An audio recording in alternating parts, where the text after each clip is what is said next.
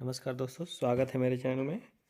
आज मैं फिर से एक नया वीडियो के साथ आपके सामने आया हूँ जिसमें इलेक्ट्रीशियन एमसीक्यू क्वेश्चन चैप्टर 3 के जो मैंने पिछले वीडियो में कराए थे, आज मैं उसका अगला पार्ट 2 लेकर आया हूँ। Wire joints, soldering and underground cables. Question number पहला है, देखिए।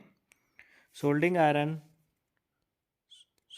आयरन को उपयोग न करने के समय स्टैंड में क्यों रखना चाहिए? पहला ऑप्शन है, यह जलने एवं अग्नि को रोकता है। ऑप्शन बी, अतिरिक्त ऊष्मा को नियंत्रित करने हेतु। ऑप्शन सी है, सोल्डिंग प्रक्रिया का समय बचाने हेतु। चौथा ऑप्शन है, संचालक को विद्युत झटके से बचाने हेतु। तो इसका करेक्ट आंसर ए है, यह जलने एवं अग्नि को रोकता है। आइए अब क्वेश्चन नंबर 2 पे आते हैं। क्वेश्चन नंबर 2 है, जंक्शन बॉक्स में किस प्रकार के तारों के जोड़ पाए जाते हैं? ऑप्शन ए है एरियल टेप जोड़। ऑप्शन बी, सीधे टेप जोड़। ऑप्शन सी है रेड टेल जोड़। ऑप्शन डी है मैरिड जोड़। तो इसका करेक्ट आंसर सी है, रेड टेल जोड़।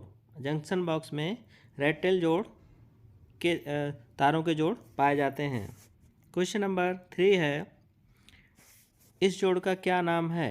आप ये डायग्राम देख रहे हैं, इसमें एक कौन सा जोड़ है? आप लोगों ने पढ़ा होगा, तो आप बता सकते हैं ये कौन सा जोड़ है जो डायग्राम में दिया हुआ है दोस्तों। तो ये है आपका मैरिड जोड़। क्वेश्चन नंबर 4 पे आते हैं।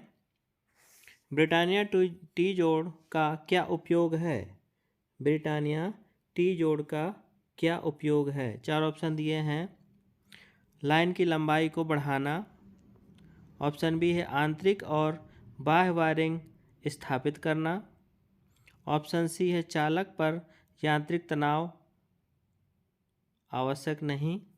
ऑप्शन डी है सिरोपरी लाइन से सेवा जुड़ाव हेतु जोड़ना। तो ब्रिटानिया टी जोड़ का क्या उपयोग है? आपने 4 ऑप्शन पढ़े, इसमें से करेक्ट आंसर डी है, सिरोपरी लाइन से सेवा जुड़ाव हेतु जोड़ना।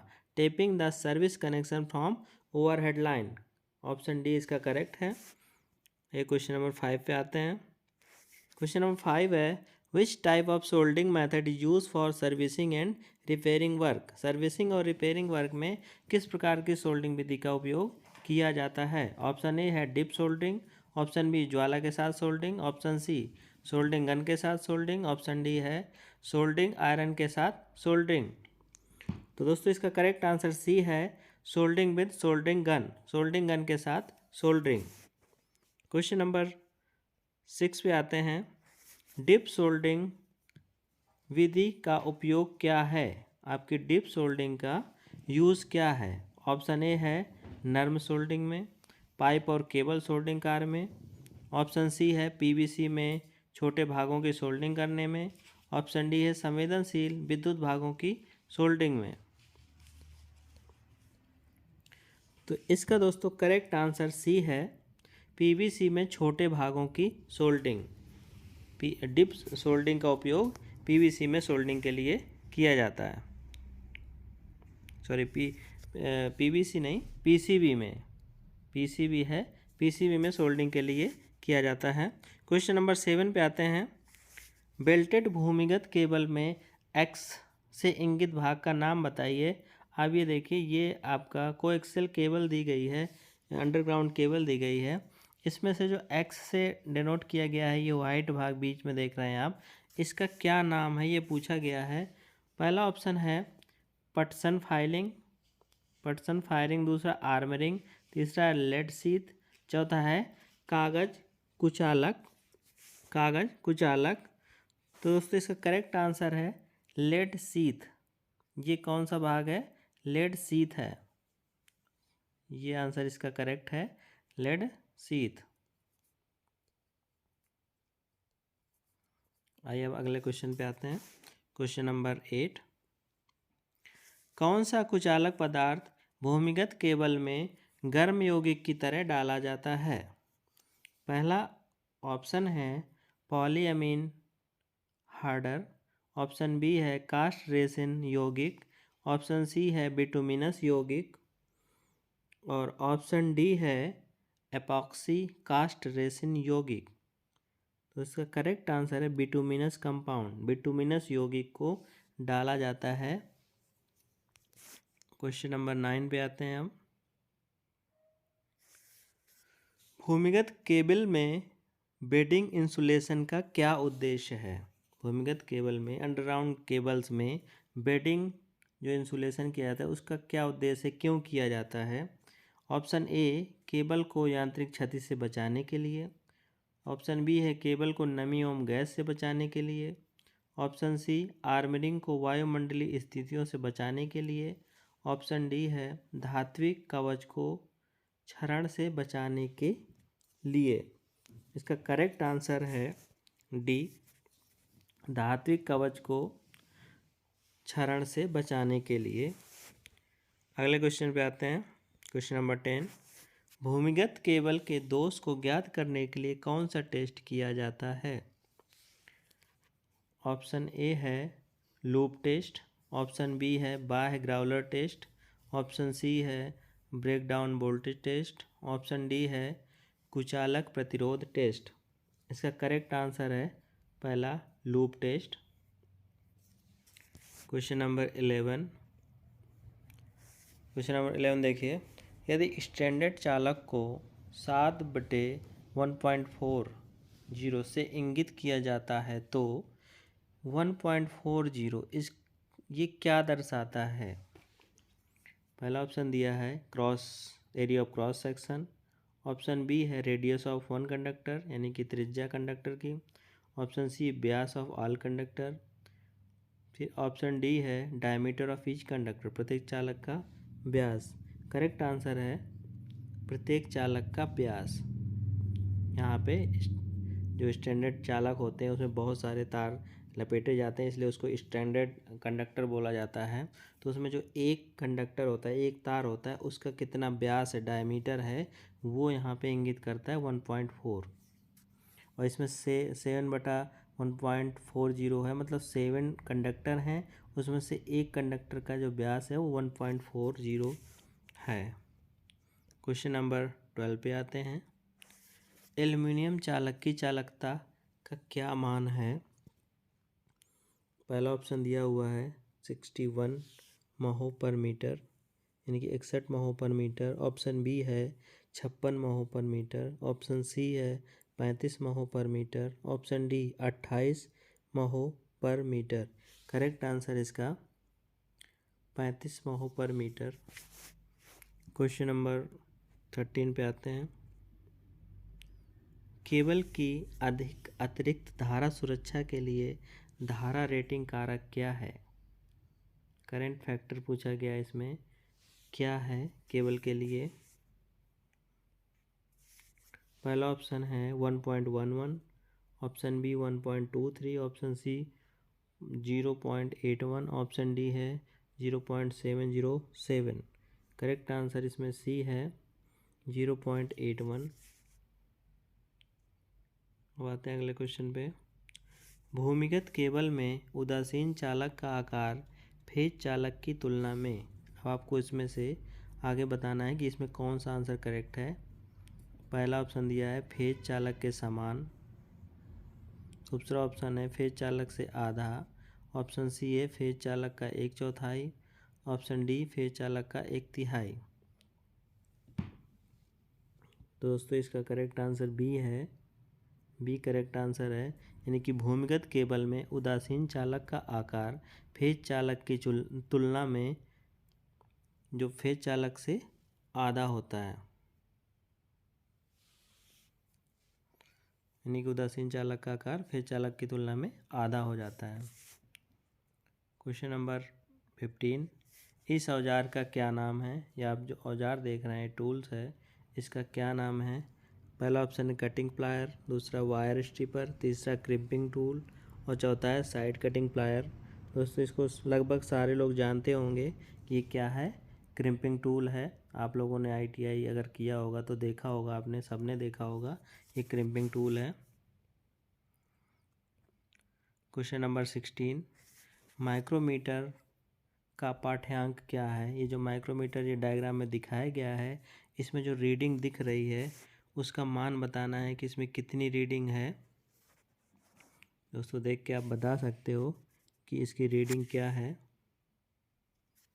देखिए दोस्तों, इसमें रीडिंग दिया हुआ है 5.05, दूसरा 5.00, तीसरा 4.55, चौथा ऑप्शन है 4.05। तो इसका करेक्ट आंसर सी है 4.55, इसका करेक्ट आंसर है। आइए अगले क्वेश्चन पे आते हैं।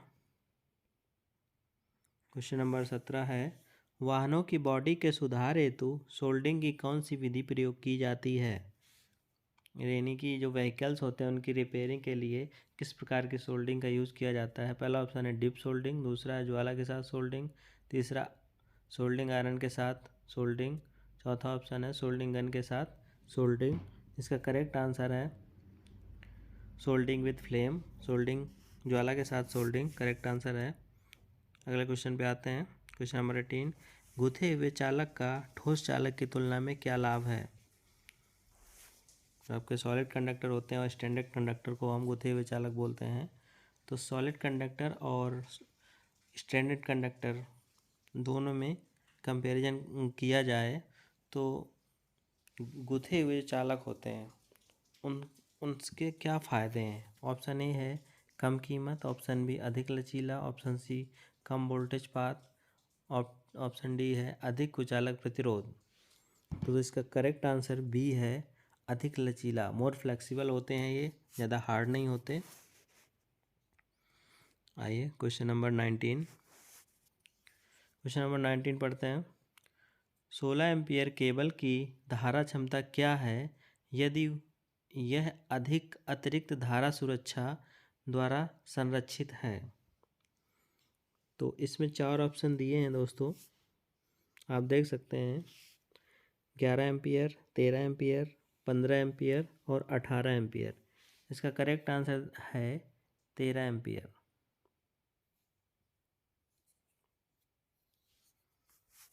अगले क्वेश्चन पे आते हैं। क्वेश्चन नंबर 20, बिजली की मात्रा के लिए इकाई क्या है?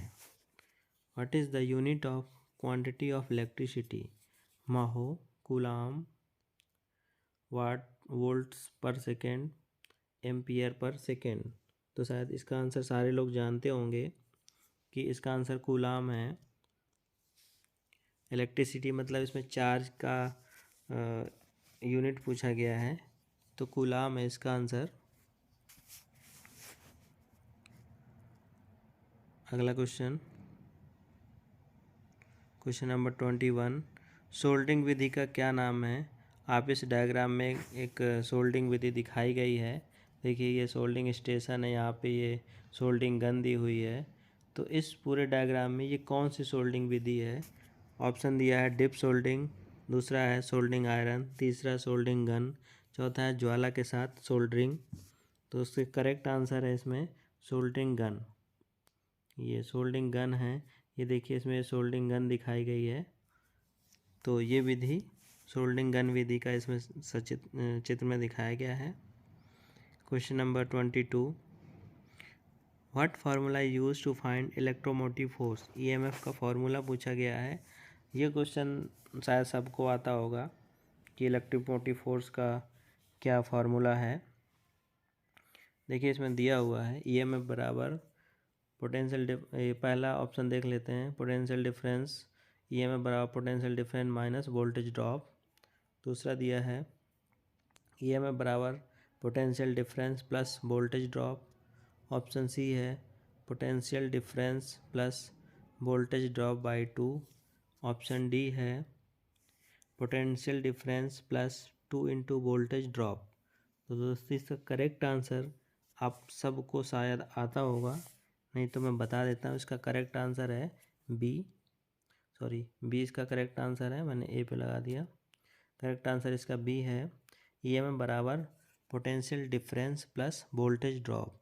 यानी कि ईएमएफ है इलेक्ट्रोमोटिव फोर्स जो जनरेट होता है किसी जनरेटर में, वो क्या होता है पोटेंशियल डिफरेंस कितना टर्मिनल पे वोल्टेज है प्लस वोल्टेज ड्रॉप, दोनों को प्लस करके ईएमएफ आ जाता है। क्वेश्चन नंबर 23 पे आते हैं। केबल के पास की अतिरिक्त धारा सुरक्षा के लिए धारा रेटिंग कारक क्या है? दोस्तों इसमें ऑप्शन दिए है 0.81, option B 0.92, option C 1.23, option D है 1.5। तो इसका करेक्ट आंसर सी है 1.23। इसका धारा रेटिंग कारक है 1.23। अगले क्वेश्चन पे आते हैं। Question number 24। ठोस चालक की गुथे हुए चालक की तुलना में क्या हानि है? अभी हमने इससे पहले क्वेश्चन में लाभ पढ़ा था कि क्या लाभ है गुथे हुए चालक का, और वही क्वेश्चन लगभग सेम ही है, दूसरे टर्म में पूछ लिया गया है। पहला ऑप्शन है कम कठोरता, ऑप्शन बी कम लचीलापन, ऑप्शन सी है कम गलनांक, ऑप्शन डी कम यांत्रिक शक्ति। तो अब यहाँ पे डिसएडवांटेज ऑफ सॉलिड कंडक्टर की बात कर रहा है, तो इसका क्या होगा? बी आंसर करे जाए कम लचीला। पहले पूछा गया था गुथे हुए चालक का क्या लाभ है, तो वहाँ पे था अधिक लचीला। अब ये ठोस चालक की बात करता है तो ये कम लचीला होगा उससे। Question number 25। सोल्डिंग विधि का क्या नाम है? अब यहाँ पे आप एक सोल्डिंग विधि और देख रहे हैं, ये देखिए इस सोल्डिंग विधि का क्या नाम है। ऑप्शन दिया हुआ है, पहला डिप सोल्डरिंग, दूसरा है ब्लो लैंप के साथ सोल्डरिंग, तीसरा है सोल्डिंग गन के साथ सोल्डिंग, चौथा दिया हुआ है तापमान नियंत्रित सोल्डिंग। तो दोस्तों इसका करेक्ट आंसर दिया हुआ है temperature controlled soldering. Option D है इसका टेम्परेचर कंट्रोल्ड सोल्डरिंग। अब आइए क्वेश्चन नंबर 26। सोल्डरिंग में ठंडे सोल्डर दोष का क्या कारण है? पहला ऑप्शन दिया है अत्यधिक ऊष्मन, ऑप्शन बी अपर्याप्त ऊष्मन, ऑप्शन सी है सोल्डर का गलत प्रयोग, ऑप्शन डी उच्च वाट सोल्डिंग आयरन। दोस्तों इसका करेक्ट आंसर है अपर्याप्त ऊष्मन, इनसफिशिएंट हीटिंग। Question number 27। क्या होता है यदि वोल्टमीटर को अमीटर की तरह जोड़ा जाए? क्या होगा अगर हम इसको कनेक्शन गलत कर दें, वोल्टमीटर को एमीटर की तरह? एमीटर जैसे आप लोग जानते हैं कि सीरीज में जुड़ता है, वोल्टमीटर पैरेलल में जुड़ता है, तो अगर हम वोल्टमीटर को एमीटर की तरह जोड़ देंगे तो क्या होगा? ऑप्शन ए है कम पाठ्यांक, ऑप्शन बी कोई विचलन नहीं, ऑप्शन सी मीटर जल जाएगा, ऑप्शन डी परे विचलन। तो दोस्तों इसका करेक्ट आंसर क्या होगा? कम पाठ्यांक, लो रीडिंग आएगा। लेकिन इसके विपरीत मैं आपको बता दूं कि अगर एमीटर को कभी वोल्टमीटर की तरह जोड़ देंगे तो एमीटर जल जाएगा। अगले क्वेश्चन पे आते हैं।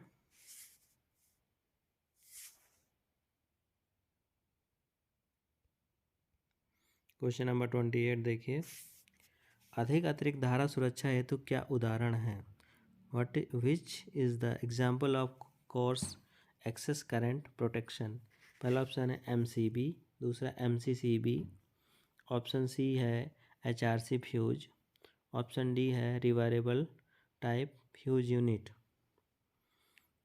तो इसका करेक्ट आंसर मैं आप बता दूं आपको, ऑप्शन डी है रिवारेबल टाइप फ्यूज यूनिट। और इसमें से आप जानते होंगे MCB मिनिएचर सर्किट ब्रेकर होता है इसका फुल फॉर्म, MCCB का होता है मोल्डेड केस सर्किट ब्रेकर, और HRC फ्यूज का फुल फॉर्म जानते होंगे आप, हाई रप्चरिंग कैपेसिटी फ्यूज। तो इसका करेक्ट आंसर इसमें है rewirable type fuse unit. Question number 29 पे आते हैं। Which conductor are used for distribution lines? विस्तार लाइनों के लिए कौन सा कंडक्टर उपयोग होता है? पहला ऑप्शन है insulated conductors, option B insulated solid conductors, तीसरा है बेयर कंडक्टर्स, चौथा है टू कोर केबल। तो इसका करेक्ट आंसर है बेयर कंडक्टर्स। तो ये दोस्तों ये इस चैप्टर का सारे क्वेश्चन मैंने करा दिए। अब अगले वीडियो में मैं अगले चैप्टर के क्वेश्चन लेकर आऊँगा। और अगर आपको ये वीडियो पसंद आया हो तो शेयर कीजिएगा, लाइक कीजिएगा, सब्सक्राइब ज़रूर कर लीजिए ताकि अगला वीडियो आप तक पहुंच जाए। और इसके साथ साथ जो भी जॉब अपडेट्स आपसे रिलेटेड आएगी वो मैं आप तक ज़रूर पहुंचाऊंगा। तो चैनल को सब्सक्राइब ज़रूर कर लीजिएगा, अपने ज़्यादा से ज़्यादा दोस्तों को शेयर कीजिए ताकि इस वीडियो से वो उन लोगों को भी फ़ायदा हो सके। तो बाकी कोई क्वेरी होती है तो आप कमेंट बॉक्स में ज़रूर डालिएगा। धन्यवाद।